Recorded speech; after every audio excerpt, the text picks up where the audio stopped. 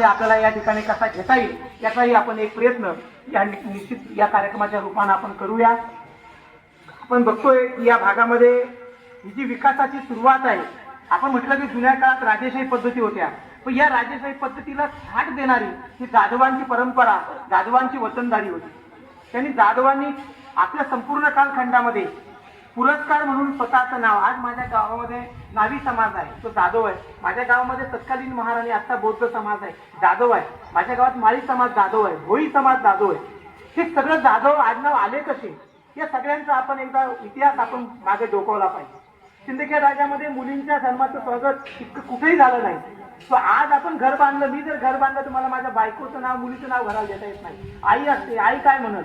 पण त्या काळामध्ये स्वतःच्या पत्नीच्या नावानं घर, माळसामल नावाने घर बांधणारा राजा इतिहासात पहिला राजा जर कोणी झाला असेल तर तो राजे रघुजीराव जाधव आहे. आपण बघतो या भागामधली जाती परंपरा. मनोज भाऊ, इतिहासाच्या संशोधनामध्ये मला माझं राजे लखुजीराव जाधववरती पीएचडी करण्याचा योग मला आला माझ्या आयुष्यात, आणि मला आधीचे संदर्भ मला मिळाले. त्या संदर्भात सगळ्यात मोठा तंत्र माझ्या हाती लागला, आणि मी सगळ्यात पहिले तो आदरणीय माजी आमदार कोतरामजी कांडे साहेब यांना दाखवला.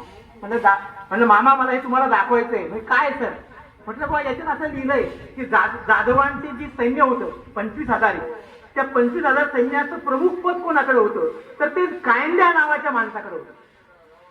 म्हणजे सर हे आता म्हणजे मी जर हे मांडलं तर पुन्हा वाद निर्माण व्हायचा. आधीच आपल्या मतदारसंघाला जातीचा धप्पा लागलाय.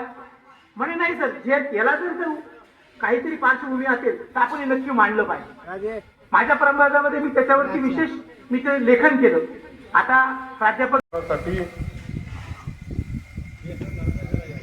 आणि आपल्या सर्वांचे राजे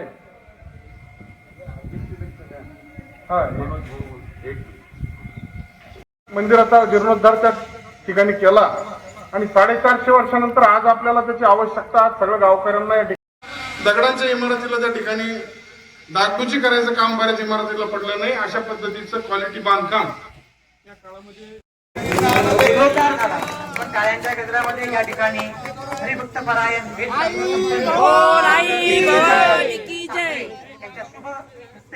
या जीर्णोद्धाराचं उद्घाटन या ठिकाणी होत आहे.